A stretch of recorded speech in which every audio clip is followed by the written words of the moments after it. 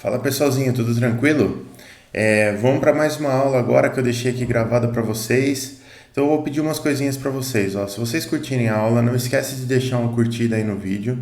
Se você ainda não for inscrito no canal, por favor se inscreve, que isso daí vai ser bastante importante para mim e para você. Se ativar as notificações, nota 10, melhor ainda. Se curtir muito o vídeo, posta, manda para os seus amigos, compartilha com seus amigos. E se você tiver alguma dúvida, alguma sugestão, por favor, joga aí nos comentários aí embaixo, que eu vou ter o maior prazer de responder para vocês e até gravar novos vídeos a respeito, beleza? Valeu, galera, bora pro vídeo. Então vamos lá, pessoal. A nossa avaliação, ela foi uma avaliação valendo 10 pontos. Tinha perguntas valendo 0,8, perguntas valendo 0,7, para que a gente pudesse distribuir mais ou menos igualmente as perguntas e atingir os 10 pontos. Haviam 13 perguntas na prova. E essas 13 perguntas, acho que com elas eu tentei cobrir mais ou menos o conteúdo da matéria por inteiro, né?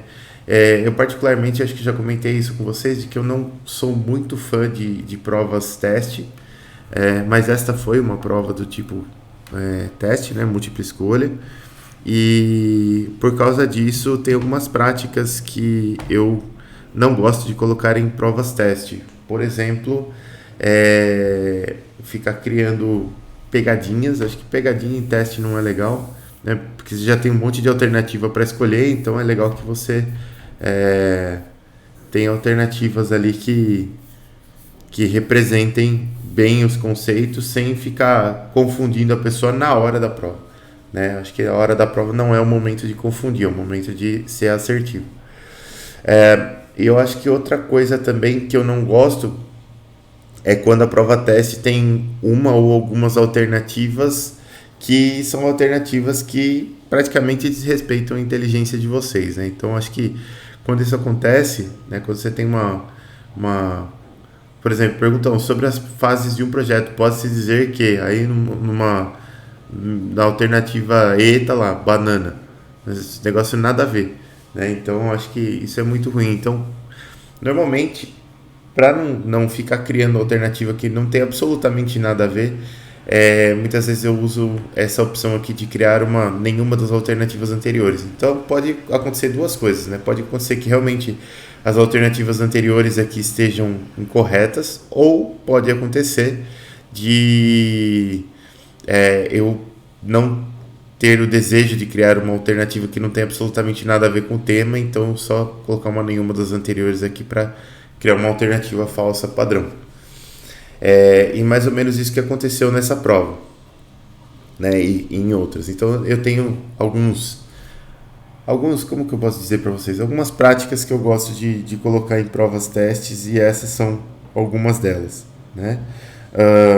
Outras eu fui adquirindo com o tempo, mas acho que aí já não são coisas que eu precisei usar na prova de vocês, elas se aplicam mais a provas onde você tem que fazer cálculos também.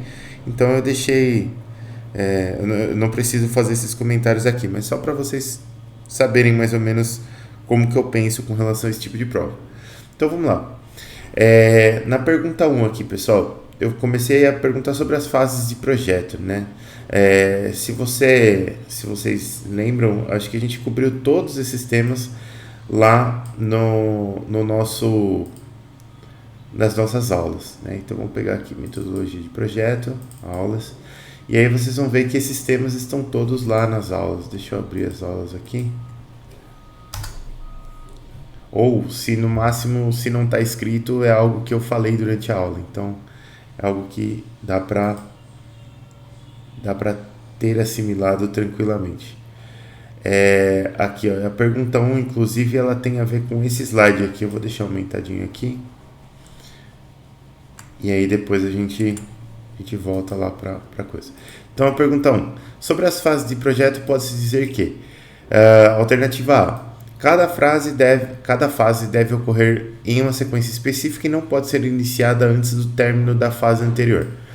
Essa alternativa aqui é falsa, né, pessoal? Por quê? A gente lembra que as fases de projeto são 5 fases, de uma maneira genérica. Alguns projetos podem ter mais, outras menos. Algumas fases podem estar quebradas em duas partes, dependendo do gerenciamento do projeto, mas de uma maneira geral, essas são as 5 fases. E como a gente discutiu em aula, essas 5 fases elas podem ter atividades ocorrendo simultaneamente, né? E você tem, por exemplo, da parte de iniciação do projeto, você pode ter atividades ocorrendo quase até o final do projeto, dependendo do projeto aqui, né? E atividades de encerramento acontecendo quase desde o começo. Então você não precisa terminar uma fase para que a outra seja iniciada, né? As atividades aqui, como a gente vê nesse gráfico temporal aqui, elas podem estar acontecendo simultaneamente sem que a gente tenha um prejuízo, né? Na verdade, isso até é algo que traz uma certa robustez para a gestão do projeto, né? Então a alternativa A não está correta. A B aqui, a divisão de um projeto em fases depende apenas de uma questão de planejamento e cronograma e as atividades do projeto devem sempre ser executadas o quanto antes. Também não, né? Aqui tem 2 erros nessa afirmação aqui. Primeiro que ela é só uma questão de planejamento e cronograma e não é, né? Existem fases que ocorrem antes da criação do cronograma, então ela não pode ser só uma questão de planejamento e cronograma, né? Se você olhar aqui, ó, a parte de planejamento é onde se cria os cronogramas e você tem a parte de iniciação que começa antes, talvez a parte até de controle está um pouco antes. Então, você não necessariamente tem uma questão só de cronogramas aqui. E o segundo erro que tem nessa alternativa é justamente isso aqui, ó, as atividades do projeto devem ser executadas o quanto antes. Não necessariamente, né? Nem o quanto antes, nem o quanto depois. Elas têm que ser executadas em um tempo que seja favorável para o projeto, e normalmente esse tempo é o tempo do cronograma, por isso que se faz cronograma. Então essa alternativa ela tem 2 erros conceituais aí. Alternativa C, cada fase deve ocorrer em uma ordem específica, mas entende-se que em um determinado momento do projeto podem acontecer atividades relacionadas a diferentes etapas. Essa alternativa aqui parece ser a mais correta, né? Então elas têm uma ordem específica, né? Não faria sentido eu ter mais atividades de encerramento do que de iniciação aqui no começo. Então a gente tem, vamos dizer assim, não as atividades como um todo, mas talvez a maior parte do esforço das atividades ocorrendo aqui de uma maneira cronológica. Então primeiro a maior parte dos esforços está na iniciação, depois planejamento, depois controle, depois execução e depois encerramento. Então existe uma cronologia importante, né? Mas a gente entende que apesar dessa cronologia não vai acontecer uma fase de cada vez, as atividades acontecem simultaneamente aqui. E a última alternativa é nenhuma das anteriores, que também não é a correta, porque a gente viu que essa C aqui ela é a mais correta. Eu pulei a D, né? A D está dizendo assim, as fases podem ser executadas apenas uma por vez, mas em alguns projetos qualquer ordem de execução pode ser adequada. Totalmente contrário aqui, né? Elas não são executadas uma por vez, elas ocorrem simultaneamente. Aqui, ó, mas em alguns projetos qualquer ordem de execução pode ser adequada. Também não, né? O encerramento, por exemplo, não pode ocorrer antes do início, então não tem muito sentido isso. Vamos continuar aqui, ó. Pergunta 2. As fases de um projeto de maneira genérica. Essa daqui tá bem cara crachá, né, pessoal? Iniciação, planejamento, execução, gerenciamento, controle e encerramento. É só a gente procurar aqui, ó. Iniciação, planejamento, execução, gerenciamento, controle e encerramento. Direto. As outras todas aqui, ó. Planejamento, execução, verificação e ação. Não, aqui tá parece o PDCA aqui, né? Plan, Do, Check, Act. Aqui nada a ver. Estudo, planejamento, execução e validação. Também não é bem dessa forma que acontece. Mesmo porque na iniciação, o estudo ele está dentro da iniciação, mas a iniciação ela é mais do que só estudo. A divisão de um projeto em fases depende apenas de uma questão de planejamento e cronograma, também não. Planejamento, execução, gerenciamento e encerramento, também não, né? Porque aqui a gente não tem nada de iniciação, nada de controle, né? Então também está incompleta essa daqui. Então a mais correta aqui no caso seria a alternativa A. Depois a pergunta 3. Em um projeto é muito importante realizar estudos relacionados à definição de escopos e necessidades, restrições e informações. Esse estudo deve preferencialmente ser realizado na etapa D. Aí tem as 5 etapas aqui. E aqui, estudos relacionados à definição de escopos e necessidades, restrições e informações, a gente está falando de iniciação, né? É no comecinho do projeto aqui que a gente vai fazer essas coisas. Do planejamento, você já tem que ter os escopos, as necessidades, as restrições e as informações.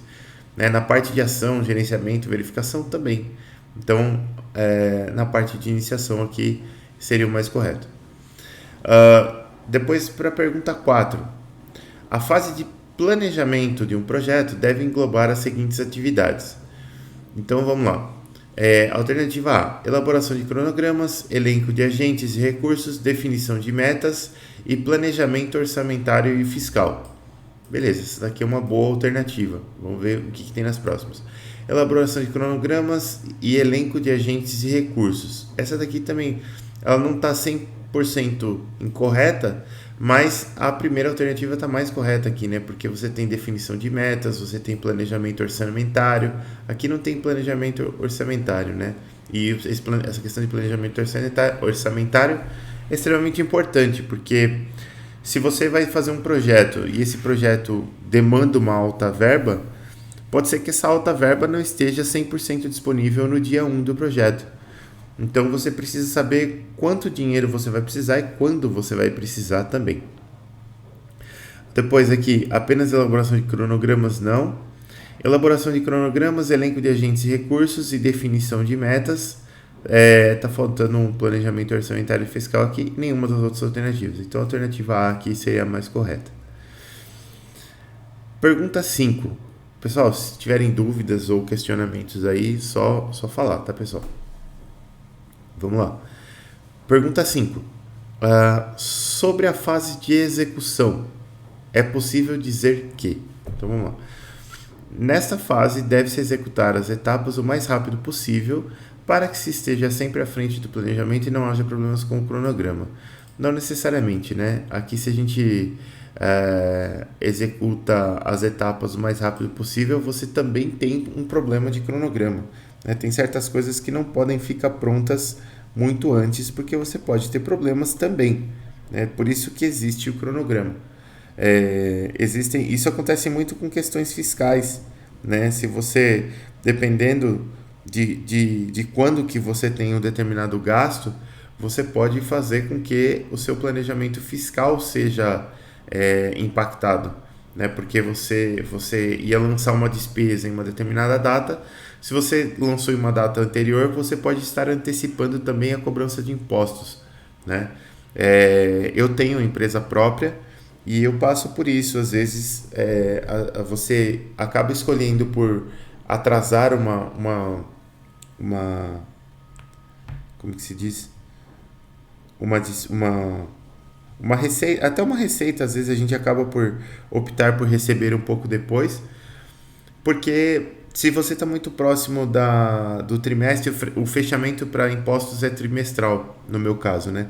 Se você está muito próximo do fechamento do trimestre, você vai acabar recolhendo impostos antes, né? Quer dizer, se eu pedir para a pessoa me pagar, por exemplo, na segunda-feira, eu vou ter que pagar um imposto sobre o que ela me pagou já na segunda-feira. Se eu pedir para ela me pagar na quarta-feira, eu vou ter que pagar esse imposto daqui 3 meses.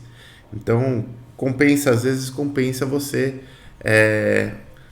optar por receber alguns dias depois para evitar de pagar imposto muito cedo. Às vezes você precisaria pagar um imposto e isso ia impactar o seu caixa negativamente. Então, essa questão do mais rápido possível aí, ela pode ser complicada em alguns sentidos. Esse é um deles.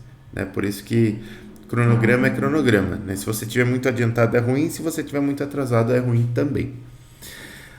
Alternativa B. Nesta fase deve-se executar as atividades conforme definido pelo planejamento, mas permitindo margens para que se possa realizar adaptações no caso de situações inesperadas. Não é necessário realizar documentação de qualquer tipo de informação nessa etapa. Aqui a primeira parte está correta, né? Que você tem que executar conforme o planejamento e permitindo margens para adaptações no caso de situações inesperadas, até aí ok. Mas essa parte de não é necessário realizar documentação de qualquer tipo de informação é falsa, né? Durante a execução, a gente tem que executar a documentação da maior parte das coisas que a gente faz, principalmente das coisas que são definidas lá no planejamento, que são os nossos índices de desempenho, né? Também conhecido como KPIs, né? Por quê? Porque ocorrem duas coisas. Primeiro, que você tem que medir como que está o avanço, e esse avanço é medido pelos KPIs. E segundo, que você também pode utilizar essa execução do projeto para você aprender sobre o projeto, para que em novos projetos você já tenha um conhecimento, uma bagagem a mais. Então, por isso que é tão importante a gente fazer essa documentação das atividades, né? Eu vou dar um exemplo bem basiquinho aqui, mas é um exemplo importante. Eu participo de uma entidade filantrópica em Campinas, e essa entidade filantrópica, pelo menos antes da pandemia, né? Agora a gente está totalmente parado, mas antes da pandemia a gente fazia alguns eventos para arrecadar dinheiro para instituições como Boldrini, Casa da Criança Paralítica, essas entidades. E aí o que acontece? Quando a gente fazia os eventos, a gente não só fazia os eventos, né? A gente fazia os eventos e anotava, falava, olha, qual que é a projeção da quantidade de pessoas, tanto. Qual que é a projeção da quantidade de comida? A gente fazia costela na época, né? Aquelas costelas em forno e tal. Então, qual que é a projeção da quantidade de costela por pessoa? Tanto. Custo, tanto, tal, não sei o quê. Quantidade de embalagens, quantidade de talher, um monte de coisa aqui. E depois, no final, a gente fazia a documentação no seguinte sentido. Falar, olha, beleza, dessas coisas que a gente fez, dessas coisas que a gente estimou, quanto que a gente errou? Essa quantidade de embalagens não foi suficiente, essa quantidade de carne que a gente achou que ia atender X pessoas, atendeu 1.5x pessoas, então precisa adequar. Então a gente foi estudando a operação para que nas próximas vezes que a gente fizesse eventos, a gente tivesse uma conta mais refinada, né? E com essa conta mais refinada, você evita, por exemplo, desperdícios, né? E gasto desnecessário de dinheiro. Quer dizer, se você tem uma operação mais eficiente, vai sobrar mais verba e essa verba vai ajudar mais as instituições. Então, tudo isso faz parte da documentação. Isso era uma coisa bem simples que a gente fazia, mas se você pegar em outros projetos, é a mesma coisa. Vamos dizer que você trabalha para uma empreiteira, por exemplo, tudo que aconteceu durante a execução de uma obra, de uma determinada edificação, você deve criar uma forma de documentar isso, porque numa próxima etapa, numa próxima vez que você for fazer isso, você já tem mais conhecimento. Se você estiver trabalhando, por exemplo, vamos dizer, com manutenção, vamos dizer que você vai fazer uma parada para manutenção de uma planta, precisa também documentar, porque na próxima parada para manutenção, se você tiver algumas informações prévias, pode ser que a sua parada seja mais rápida, você vai ter menos downtime, todas essas coisas.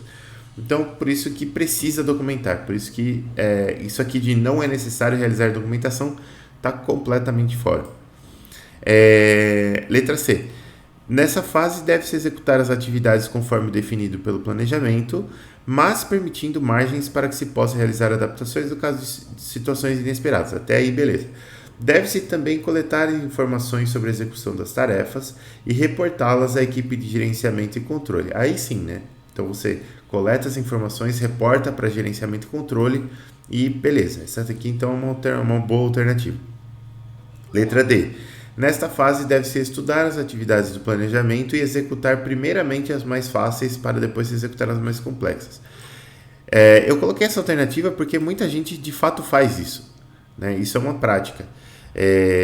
Mas isso acaba ferrando com o cronograma, né? A pessoa lá do planejamento que montou o cronograma, ela tem que ter pensado em determinadas coisas, né? Se a pessoa que vai executar não segue o cronograma, pode ser que você tenha problemas sérios, né? Então, por isso que essa alternativa aqui não é uma boa alternativa, né? Se existe um cronograma, se existe uma ordem das atividades a se executar, das duas uma. Ou você executa elas na ordem, ou se não dá para executar na ordem, você tem que reunir o time de novo e mostrar por que não dá para executar na ordem e alterar o cronograma e o planejamento antes de executar a tarefa.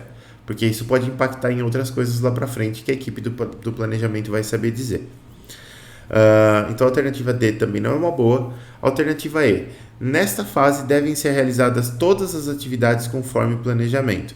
Até aqui está tranquilo. Caso haja problemas na execução, a falha é exclusivamente da equipe de planejamento. Aí não, né? Quer dizer, isso aqui é uma coisa que até vocês vão encontrar na vida de vocês. Às vezes você tem uma equipe que faz o planejamento do seu projeto, mas essa equipe ela não entende 100% sobre a execução, né? As equipes nas empresas elas são multidisciplinares, né? Eu tinha esquecido essa palavra. Elas são multidisciplinares. E então você vai ter pessoas com diferentes competências fazendo diferentes tarefas. E às vezes a pessoa que está fazendo o planejamento ela não tem 100% do conhecimento da execução e ela pode cometer alguma incorreção ali, pode cometer algum erro no planejamento. Nesse caso, aí você não realiza as atividades conforme o planejamento, você reúne com a equipe de planejamento e muda o planejamento antes de executar, porque senão vai dar problema e pode impactar outras coisas que você não está vendo. Então a questão aqui não é jogar a culpa para outra pessoa, fazer a bobagem e jogar a culpa para os outros, né? Até isso aqui acaba me lembrando um pouco algo que eu fiquei sabendo esses dias sobre comunicação e eu acho que vale um pouco para a nossa profissão também. Eu fiquei sabendo que quando você é um comunicador, vamos dizer que eu estou apresentando lá um jornal da Band, por exemplo, né? Eu sou o âncora agora, vou apresentar o jornal. Aí o que acontece? Existe um monte de coisas escritas lá no teleprompter e eu vou falar essas coisas. O meu trabalho é falar essas coisas. A partir do momento que eu falei algo, por mais que esteja escrito no teleprompter, a responsabilidade sobre o que eu falei é minha e não de quem escreveu no teleprompter, né? Então, isso é uma coisa do meio. Tá? Então, o comunicador ele pode simplesmente se negar a dizer alguma coisa porque vai contra os princípios dele e ele vai falar, olha, isso eu não vou falar, por mais que esteja no teleprompter. Na nossa profissão é a mesma coisa, né? Se você está lá na execução do projeto e uma parte da nossa profissão é supervisão de execução de projetos, né? E aí você está vendo que vai ser executado algo que está no planejamento, mas que vai dar problema. Se você permite a execução, a responsabilidade é sua, né? Mas estava no planejamento, mas você permitiu a execução. Então é a mesma coisa do comunicador lá. Se ele falou, a responsabilidade é dele. Se você permitiu a execução da sua equipe, a responsabilidade é sua, né? Então, por isso que eu falo, você não pode simplesmente executar o negócio todo errado e depois falar, é o planejamento, viu? Tem que ter isso em mente, porque isso pode causar problemas, inclusive, judiciais para vocês, tá? Então, muito cuidado com isso, né? Quando tem problema no planejamento, você para tudo, volta para o planejamento e fala, olha, isso aqui vai dar problema. E aí, beleza, aí muda-se o planejamento e depois executa-se conforme o planejado. Pergunta 6. Sobre a fase de gerenciamento e controle, pode-se afirmar que, vamos lá. Letra A, é uma fase na qual as métricas definidas pelo planejamento são acompanhadas e caso não estejam sendo atendidas, se pode buscar métricas melhores ou influenciar o andamento do projeto para a melhoria das métricas. Então vamos lá, uma alternativa bem longa aqui, vamos ler de novo. É uma fase na qual as métricas definidas pelo planejamento são acompanhadas, até aqui beleza. E caso não estejam sendo atendidas, se pode buscar métricas melhores ou influenciar o andamento do projeto para a melhoria das métricas. Não sei se é uma boa alternativa, tá? Não estou certo de que seja a melhor alternativa. Por quê? Porque aqui você não pode buscar métricas melhores, né? Acho que esse é o principal ponto dessa alternativa. Você tem métricas e se as métricas não estão legais, a equipe de gerenciamento e controle pode influenciar o andamento para melhorar essas métricas. Isso pode ser feito mesmo. Vamos dizer que uma das métricas seja o acompanhamento do cronograma e você está muito longe do cronograma. Então você pode estimular a equipe, você pode contratar mais pessoas, falar, essa equipe aqui está insuficiente, vamos Contratar, você pode trocar as pessoas de funções, né? Falar, esse cara faz isso aqui mais rápido, esse outro faz aquilo ali mais rápido, então vamos trocar. E aí você influencia as métricas, até aí beleza. Mas buscar métricas melhores não é o caso, né? Por isso que, inclusive, a métrica ela é definida na etapa de planejamento e não na etapa de execução. Porque senão é muito fácil, né? Você escolhe métricas ali onde você só vai tirar nota 10 e o projeto está top. Só que na hora do vamos ver não está tão top assim. Então, por isso que as métricas elas são definidas na fase de planejamento. Elas tendem a ser métricas mais justas se você define elas na parte do planejamento e não na execução. Então, essa alternativa A aqui não me parece uma boa alternativa. Alternativa B é uma fase em que se busca fazer a integração entre a fase de planejamento e a fase de execução. Até aqui está ok. E pode inclusive ter influência sobre o próprio planejamento do projeto. Aqui está ok também, pessoal. Tá? Por que essas duas afirmações estão ok? Fazer a integração entre a fase de planejamento e a fase de execução é papel do gerenciamento mesmo. Né? Quer dizer, você tem um planejamento, né? Nesse planejamento você tem uma previsão do que vai ocorrer, quando vai ocorrer e do que vai precisar para isso ocorrer, e a execução vai ser a própria implementação dessas coisas. Só que entre o planejamento e a execução, você tem que fazer algumas ações ali que são ações de gerenciamento. Por exemplo, agora entramos na fase de, de parada para manutenção desse setor específico aqui da minha empresa. Beleza, então nesse setor tem algumas prateleiras grandes, algumas máquinas grandes e eu vou precisar de uma empilhadeira para mover eles de lugar, para poder fazer manutenção. Beleza, então eu vou precisar alocar uma empilhadeira e eu vou precisar alocar obviamente a palavra certa não é piloto de empilhadeira, mas eu esqueci o nome, um condutor de empilhadeira, sei lá, um operador é a palavra, um operador de empilhadeira. Então eu vou precisar alocar essa pessoa e esse recurso para fazer isso. Quem faz essa alocação é o pessoal do gerenciamento, né? Porque agora é necessário, então se agora é necessário, agora o gerenciamento vai colocar isso para funcionar. Então ele faz essa ponte entre planejamento e execução. E tem diversas outras atividades que também fazem, é o gerenciamento que faz essa ponte. E pode ter influência sobre o próprio planejamento do projeto. Sim, por quê? Porque, lembra como eu falei para vocês, se eu tenho um problema no planejamento, a própria equipe de gerenciamento, através das métricas, pode entender esse problema e pode reportar para o pessoal do planejamento e a gente pode alterar esse planejamento, né? Então, aqui, essa alternativa aqui, ela me parece uma boa alternativa, né? Porque as duas afirmações aqui estão corretas. E aí, se você pensar um pouco sobre essa questão aqui da influência sobre a equipe de planejamento, eu tenho que lembrar que a equipe de planejamento ela define as métricas também do projeto, né? Então, voltando para a alternativa A aqui, buscar métricas melhores está um pouco vago aqui. Talvez a gente possa pensar nessa alternativa aqui como uma boa alternativa também, porque eu posso encontrar o caso contrário, né? Eu posso encontrar uma métrica que não corresponde ao andamento do projeto por N motivos, né? E eu posso buscar outra métrica que represente melhor, né? Pode ser que durante o planejamento eu defini uma métrica que só está tirando nota 10, mas o projeto não está andando. Então ela não é uma boa métrica, eu preciso de uma métrica que represente. Então essa alternativa 1 aqui, por enquanto ela está meia boca. A alternativa 2 está bem ok. A alternativa 3 todas as alternativas são corretas. E aí vai depender do que tem aqui para baixo para a gente saber se a gente aceita essa primeira aqui ou não. Vamos lá. Alternativa D.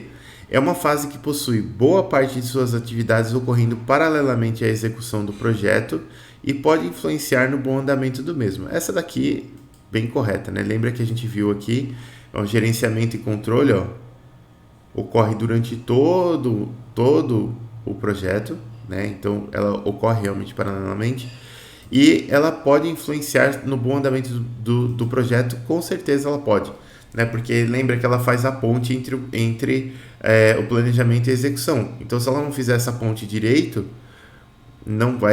o projeto não vai andar bem. Por outro lado, ela vai observar as métricas. Se as métricas não estão legais, ela pode influenciar o andamento do projeto para melhorar as métricas. Então, tudo isso anda junto, né? Então, com certeza, essa alternativa aqui também é uma alternativa boa.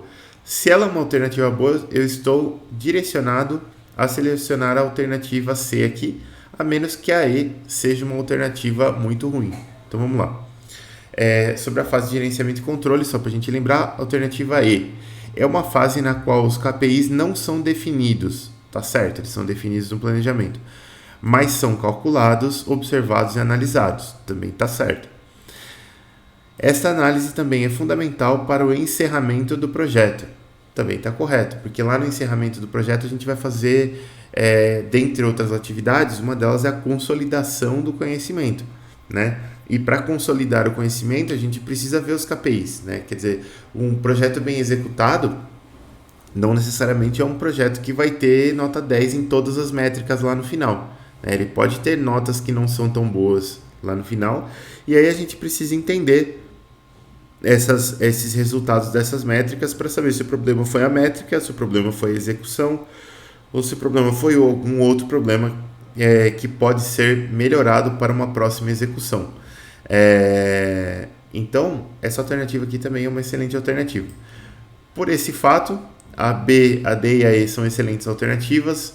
A A é marginalmente aceitável, então eu vou ficar com a alternativa C, que diz que todas elas estão corretas.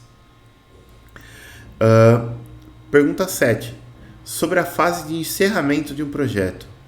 Então, já estamos lá no encerramento. Pode-se afirmar que possui responsabilidades fiscais, orçamentárias, contábeis, documentais e é responsável pela entrega dos fins do projeto. Beleza, foi na mosca aqui, né? Então, você tem responsabilidades fiscais, sim, né? Por quê?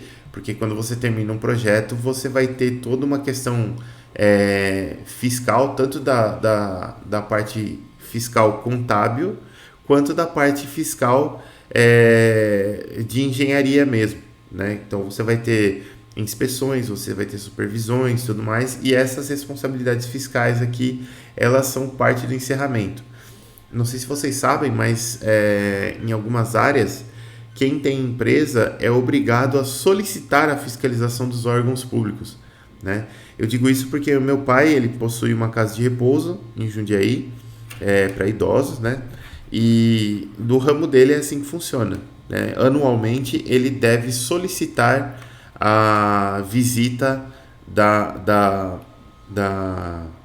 vigilância sanitária da cidade para que se possa renovar a licença de operação. Em diversas outras áreas é assim que funciona também. Você tem que solicitar a fiscalização. Se você não solicitar a fiscalização, você já está errado. Você já está cometendo um crime por omitir ou não é bem omitir, mas por não realizar esse dever aí, né? Não realizar essa função. Então, o encerramento ele tem essas responsabilidades fiscais todas.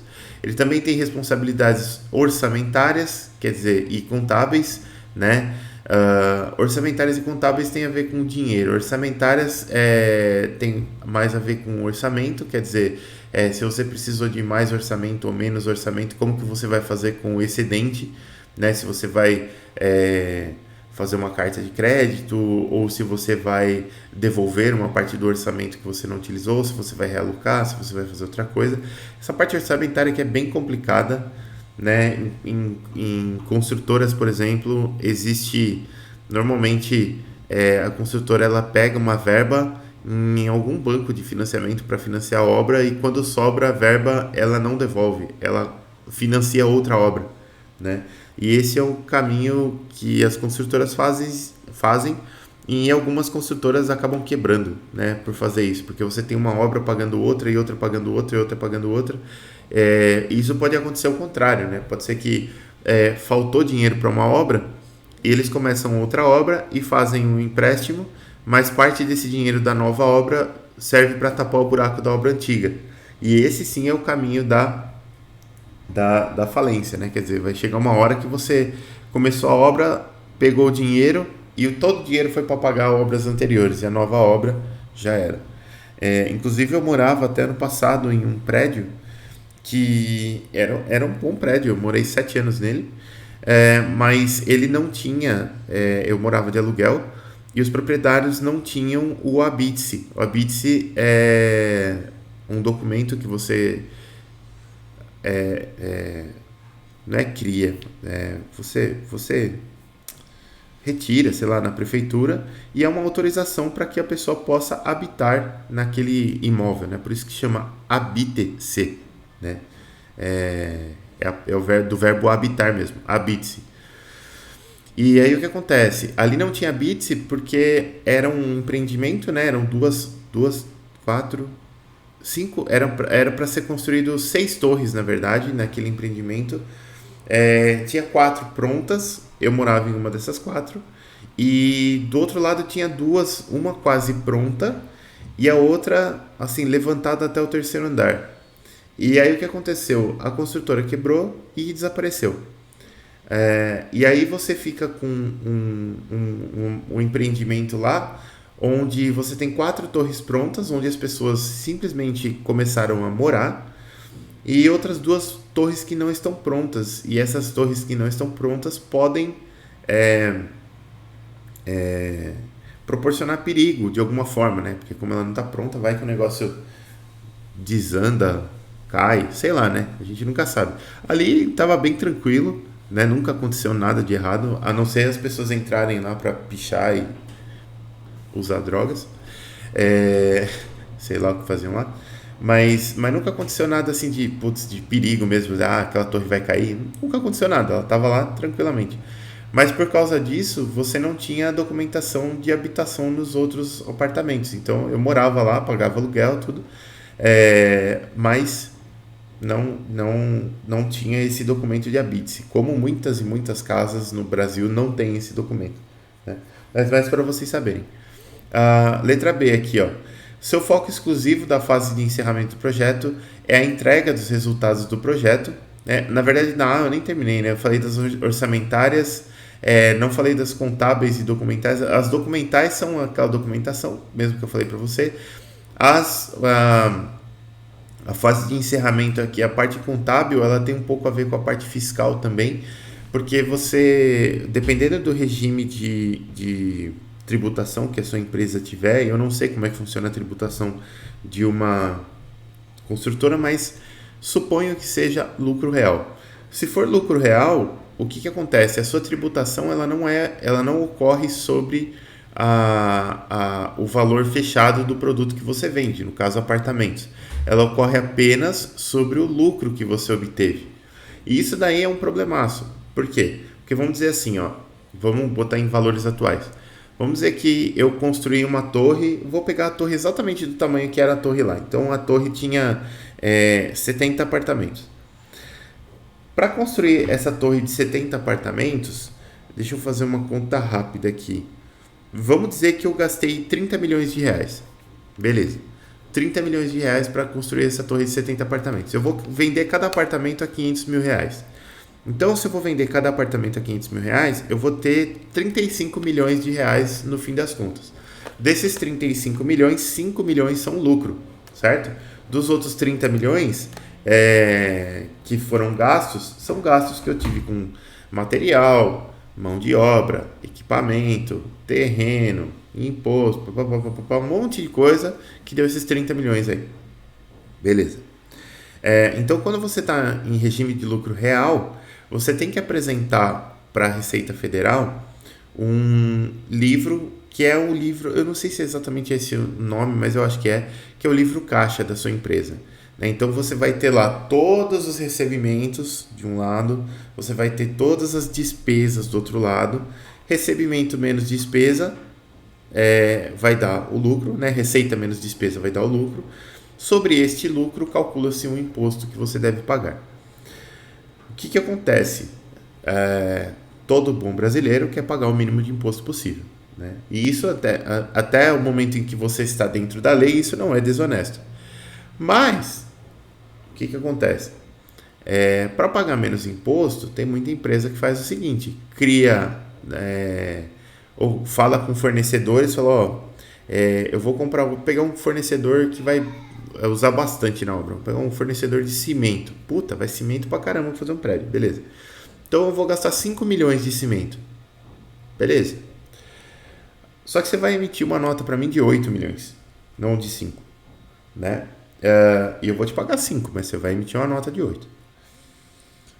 Porque o que acontece? Se ele me dá uma nota de 8 milhões e eu lanço lá no meu livro caixa, eu tive mais despesa.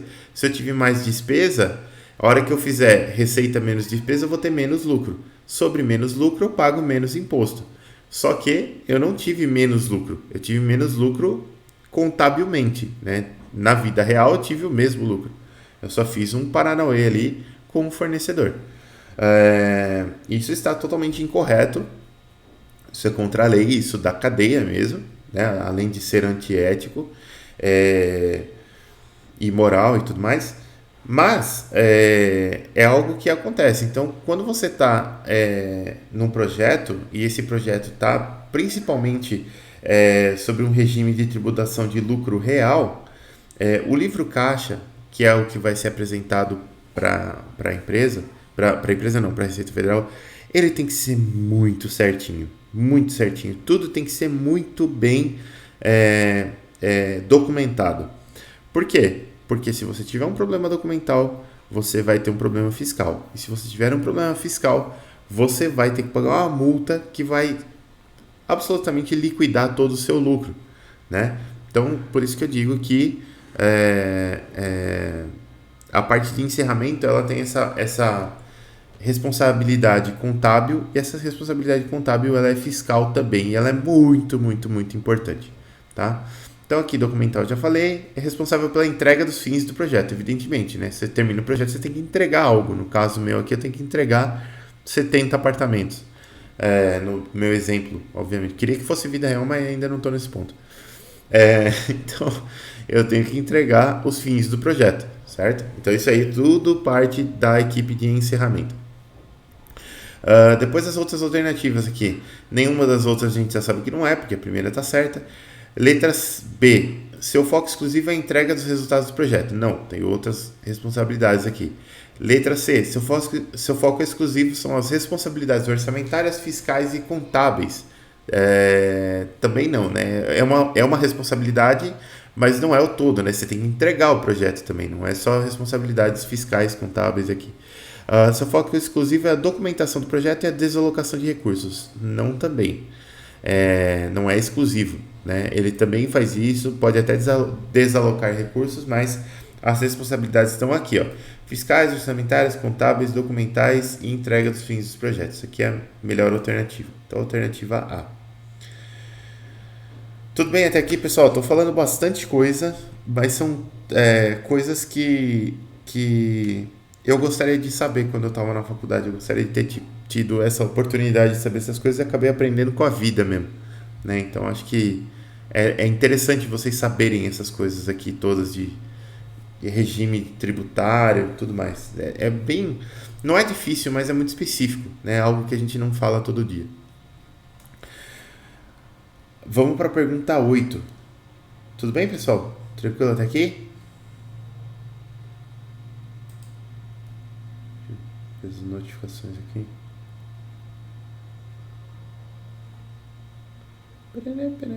Tranquilo, né?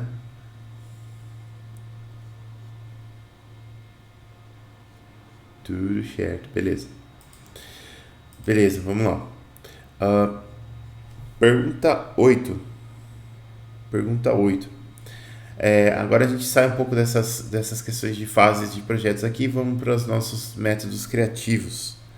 Então, pergunta 8. Para a participação em processos criativos, como brainstorming, é desejável que a pessoa possua algumas características pessoais que auxiliam na obtenção dos melhores resultados no uso dessas técnicas. Entre essas características pode-se citar E aqui tem várias. Eu gostei muito porque eu vejo nas estatísticas aqui do teste, ó, e nessa pergunta 8 vocês foram muito assertivos, né? Eu acho que encerramento. Aqui, ó, só teve uma resposta diferente aqui. 95% respondeu a resposta correta. Mas vamos lá. Então aqui, ó, ser uma pessoa dócil, receptiva e carismática. Isso daqui são boas qualidades, mas não é só isso, né, que você precisa para participar de um processo criativo, como o brainstorming, por exemplo. Se você for apenas dócil, receptivo e carismático, você vai ser uma pessoa muito agradável, mas não necessariamente é a pessoa que vai realmente auxiliar nesse processo do brainstorming. Alternativa B, ser uma pessoa introspectiva, insegura e racional. Racional até ok, precisamos ser mesmo, mas introspectivo e inseguro não vai ajudar no brainstorming também, né? Ser uma pessoa dominante, proativa e meritocrática. Aí também não, né? Aqui já vai para o outro extremo do espectro aqui, né? Quer dizer, se você for muito dominante, muito proativo, proativo até tudo bem, né? Mas muito meritocrático também, essa alternativa que ela não é muito legal, porque você passa a ser uma pessoa que entende que como que eu posso colocar isso aqui de uma maneira clara? Você entende que as pessoas estão ali, cada pessoa está em sua posição porque merece, e todo esse tipo de mentalidade que não é necessariamente verdade. Então, por isso que essa questão, principalmente da dominância aqui, né, de você, o dominante ele pode rapidamente se tornar algo negativo se você inibir as outras pessoas de falar numa reunião, como brainstorming, por exemplo. Por isso que essa alternativa aqui não é a melhor alternativa. Alternativa D, ser uma pessoa incerta, curiosa e exploradora. Aqui é a questão do incerta que está matando, né? Porque se você for incerto demais, você também acaba se tornando inseguro, e insegurança não é legal para o brainstorming. E a alternativa E, ser uma pessoa agregadora, igualitária e proativa. Aí sim, né? Isso aqui é o que mais ajuda no brainstorming. Agregador porque você busca reunir ideias, né? E reunir pessoas, fazer com que todos trabalhem mirando sempre no mesmo objetivo. Igualitária no sentido de que você entende que as pessoas estão ali participando e todas as opiniões são importantes, não é só a sua, não é só de determinada pessoa. E ser proativa no sentido de ir para a reunião já com uma parte das tarefas realizada, né? Então, já ter feito aquela pré-pesquisa que a gente já conversou sobre isso durante a aula, já identificar situações que possam fugir do controle e tentar mitigar essas situações. Tudo isso tem a ver com ser proativo. Então, nessa questão aqui, a alternativa E é a melhor alternativa. Pergunta 9. Na técnica do brainstorming. Então, brainstorming de novo. Os participantes devem gerar ideias em qualidade e quantidade sem se importar se serão relevantes ou não. Essa daqui já está no alvo, né? Inibir qualquer ideia que não seja útil, não. A gente já falou sobre isso. No brainstorming, todas as ideias têm que ser ditas. Competir entre si para a geração da melhor ideia, também não, né? A gente sabe que no brainstorming não há competição, há colaboração. Alternativa D. Dizer apenas ideias que sejam absolutamente relevantes para o tema e que sejam melhores do que todas as outras ideias já propostas, também não, né? Essa questão de sejam melhores do que as outras aqui pressupõe que você está julgando as ideias. E na técnica do brainstorming não pode haver julgamento de ideias. Todas as ideias devem ser ditas em qualidade e quantidade. E a alternativa E, dizer suas ideias no momento em que surgirem, mesmo que haja outros participantes informando suas ideias. Aí também não, né? A gente comentou lá sobre as técnicas de realização de brainstorming, e para se realizar um brainstorming deve haver um líder, um mestre de cerimônia, qualquer coisa assim, e essa pessoa deve deve conceder a palavra às pessoas individualmente. Então não pode haver conversas em paralelo e tudo mais, né? Todo mundo tem que estar focado ali no que cada pessoa está dizendo. Então essa aqui também não é a melhor alternativa. Ficamos com a alternativa A de novo. Deu várias As aqui, né? Eu não sei se eu que estou memorizando, mas deu várias As aqui. É que as coisas são todas embaralhadas aqui. Pergunta 10. A ferramenta do mapeamento mental, Mind Mapping, que a gente até utilizou, foi bem bacana a reunião onde a gente utilizou, ela pode ser utilizada, letra A, em conjunto com outros processos criativos, sim, a gente sabe disso. Né? A gente até usou em conjunto com brainstorming e dá para usar em conjunto com diversas outras coisas. Letra B, como recurso visual para o auxílio na geração e organização de ideias também, ela serve muito bem para isso, né? Como recurso visual. Letra C, como produto de uma reunião de brainstorming ou outro método criativo, sim, também a gente já viu que ela pode ser utilizada inclusive como documentação da reunião, né? Você pode organizar as coisas ali, usar isso como uma parte da documentação da sua reunião. Letra D, sozinha, como ferramenta para a organização de pensamentos e sua visualização. Também se pode fazer isso, né? Você pode usar o Mind Mapping só para você organizar os seus pensamentos sobre um determinado tema, né? Não necessariamente junto com outras ferramentas. Pode fazer também. Então eu vou ficar com a alternativa E aqui, que diz que todas as alternativas estão corretas. Essa é a melhor alternativa para nós. Pergunta 11. A pergunta 11 fala o seguinte, ó. Qual das nomenclaturas abaixo não se refere ao diagrama de Ishikawa? Né? Aqui está dizendo que todas são sinônimo de diagrama de Ishikawa. Vamos ver. Diagrama de espinha de peixe. Diagrama de espinha de peixe é o diagrama de Ishikawa também. Né? Então essa daqui se refere ao diagrama de Ishikawa. Então não é essa a alternativa. Diagrama de Venn. Diagrama de Venn não é o diagrama de Ishikawa. Ele é um diagrama muito famoso, mas ele não é o diagrama de Ishikawa. Aqui, ó. Diagrama de Venn. Esse aqui é aquele diagrama das interseções, né? Que inclusive tem algumas pessoas que não sabem muito bem usar esse diagrama, mas ele é um diagrama muito útil, muito bacana. Então aqui a gente tem o diagrama de Venn, né? Esse aqui não é o Ishikawa. Depois, as outras alternativas aqui são o diagrama 6M, que vem dos 6M's lá de Ishikawa, que também é um sinônimo da ferramenta do diagrama de Ishikawa. E por último, diagrama causa e efeito, que também é, ó, se eu colocar aqui causa e efeito, você vai ver que ele também é um diagrama de Ishikawa, mesma coisa, né? Então, o único aí que não se refere ao diagrama de Ishikawa é o diagrama de Venn. Então, essa é a nossa alternativa. Pergunta 12.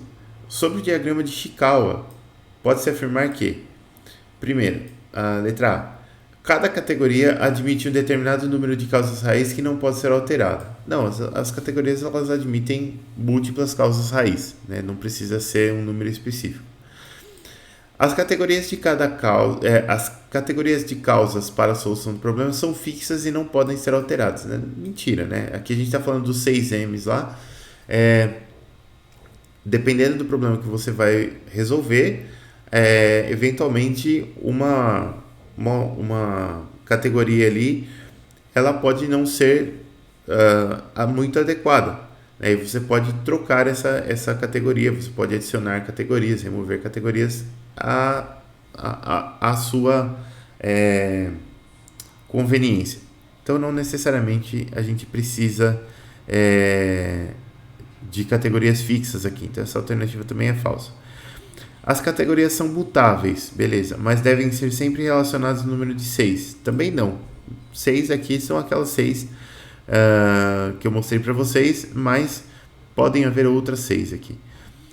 Nenhuma das outras alternativas, por enquanto mas vamos ver a letra E para ver se ela é nenhuma mesmo. Letra E. As categorias são sugeridas pelos 6M's de Ishikawa. Até aqui, beleza. Mas podem ser alteradas, beleza, adaptadas ou acrescidas, dependendo do problema que se busca resolver. Aqui tá beleza, né? Então, a letra E aqui é a melhor alternativa. Lógico que, como eu falei para vocês, se vocês forem trabalhar em empresas, principalmente nas empresas da região de Campinas, vocês vão encontrar exatamente os 6M's lá de Ishikawa, né? Mas não é necessário, né? Você pode encontrar outras coisas também e não há problema nenhum com isso, tá? Por último aqui, pessoal, pergunta 13 sobre PDCA e PDSA. Olha só, Os ciclos de PDCA e PDCA trouxeram uma nova visão no sentido de melhoria de processos e produtos nas empresas à medida em que, vamos lá, funcionam diferentemente a depender da empresa que os adota. Em algumas empresas a fase de planejamento é maior, enquanto em outras a fase de execução é a mais longa. Essa aqui está correta, né?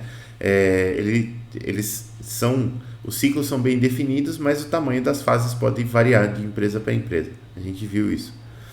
Letra B. Trouxeram a visão de que, além do planejamento e execução, deve-se também realizar o estudo do conhecimento adquirido na presente rodada do ciclo para que se possa obter uma evolução incremental. Também está correta, né? A gente viu inclusive a questão do desenvolvimento espiral. Acho que está aqui, ó.